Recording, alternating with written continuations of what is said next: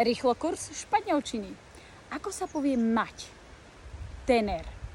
Tener. Ja mám. Yo tengo. Ty máš. Tú tienes. A on má. Él tiene. Alebo ona má. Ella tiene. Yo tengo. Tú tienes. Él tiene.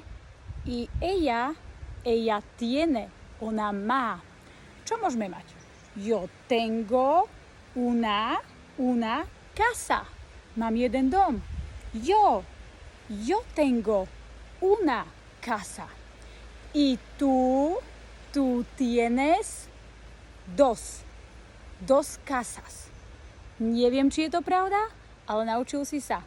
Uno, dos, a ako je tri? Tres. Uno, dos, tres. Zopakuj. Uno, dos, tres. Casa je dom.